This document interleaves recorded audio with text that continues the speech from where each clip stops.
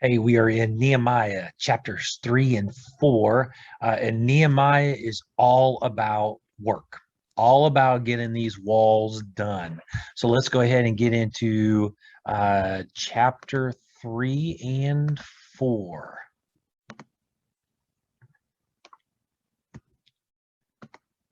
These are the people who helped rebuild the wall and gates of Jerusalem. The high priest Eliashib and the other priests rebuilt Sheep Gate and hung its doors. Then they dedicated Sheep Gate in the section of the wall as far as Hundred Tower and Hananel Tower. The people of Jericho rebuilt the next section of the wall, and Zakur, son of Imri, rebuilt the section after that. The family of Hassanah built Fish Gate. They put the beams in place and hung the doors, and then they added metal bolts and wooden beams as locks.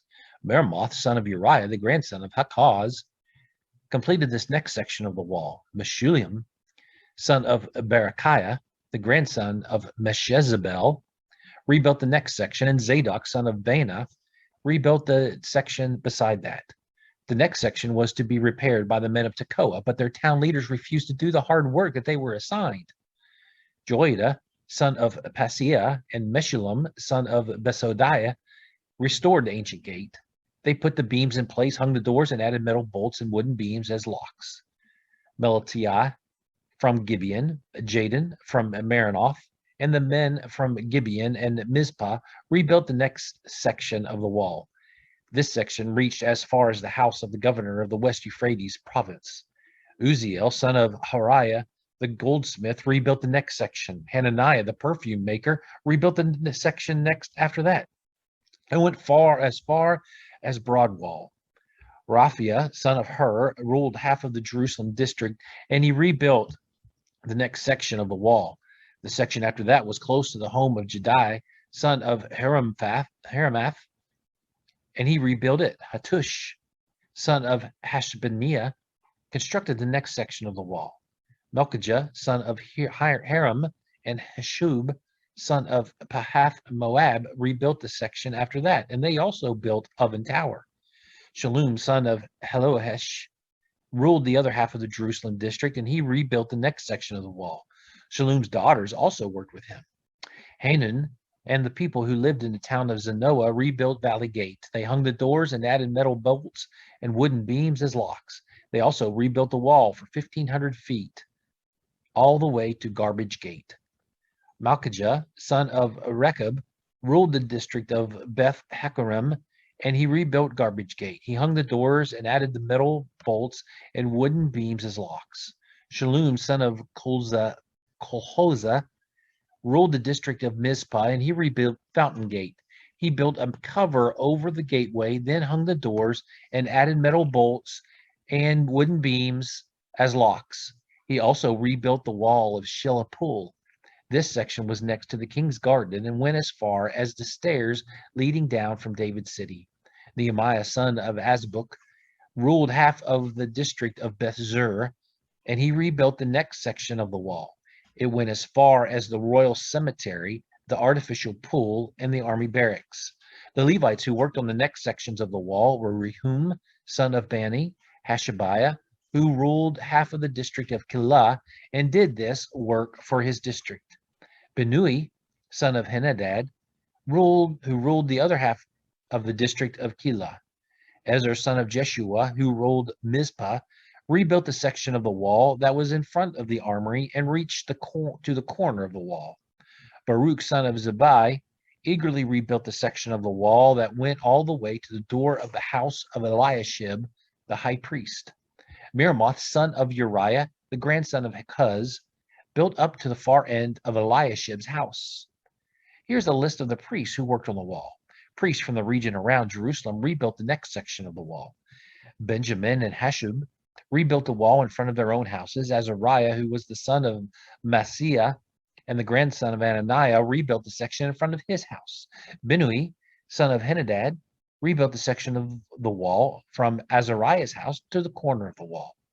Palal, son of Uzai, rebuilt the next section, which began at the corner of the wall in the tower of the upper palace near the court of the guard. Pedaiah, son of Parosh, rebuilt the next section of the wall. He stopped at the place near the water gate on the east and the tower guarding the temple. This was close to a section in the city called Ophel, where the temple workers lived.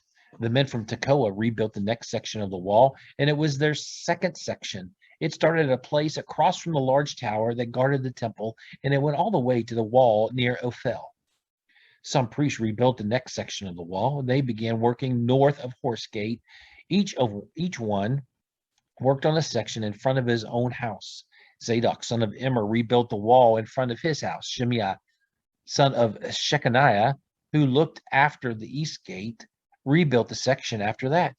Hananiah and Hanun rebuilt the next section, which was the second section for them.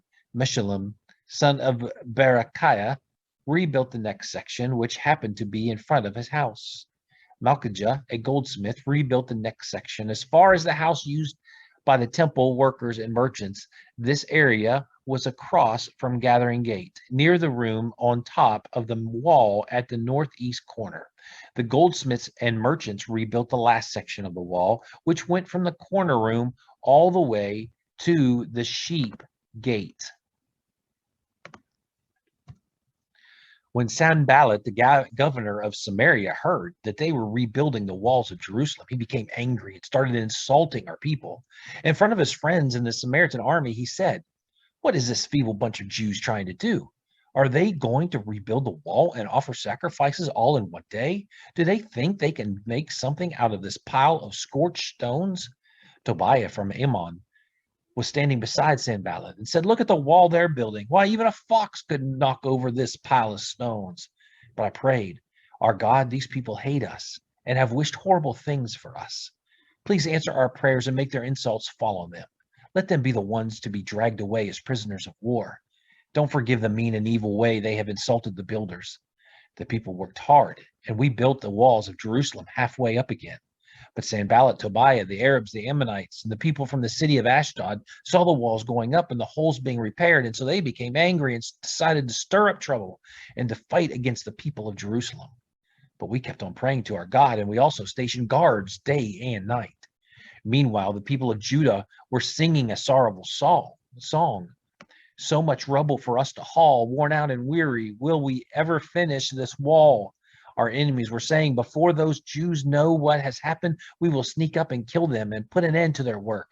On at least 10 different occasions, the Jews were living near our enemies, warned us against attacks from every side.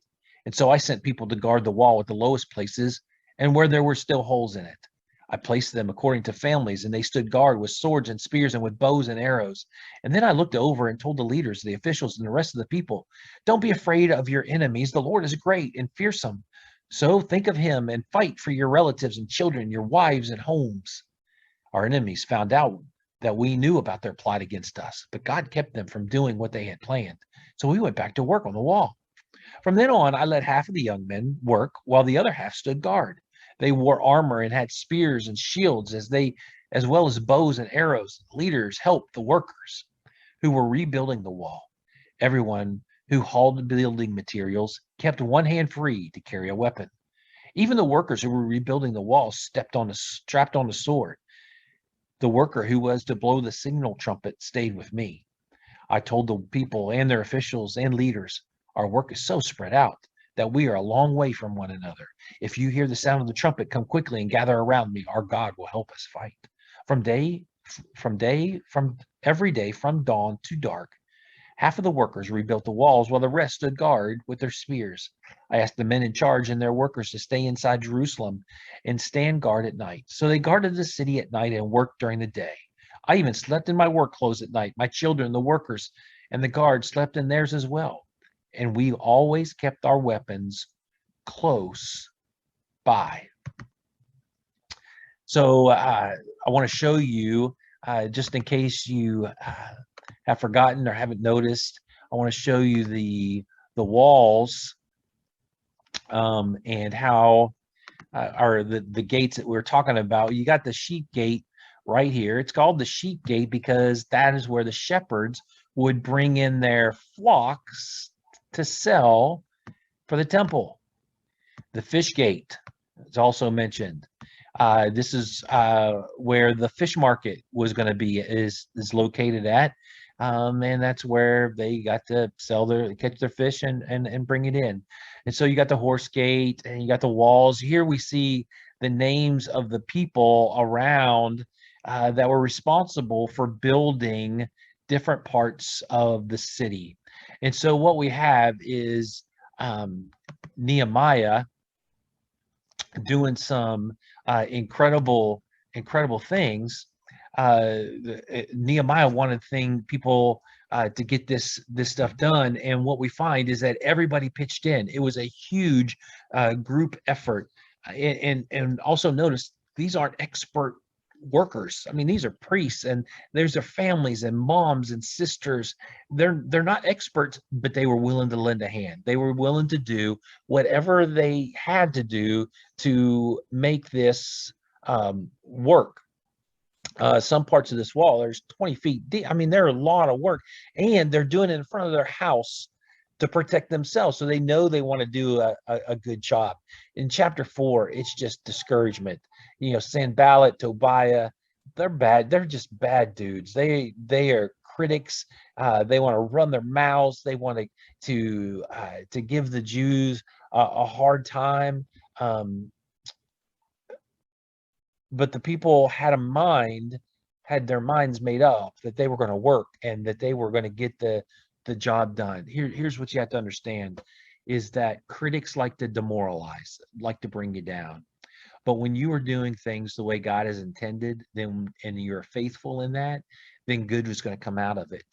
And remember, what we are working for is not here on earth, but it's for God and in heaven.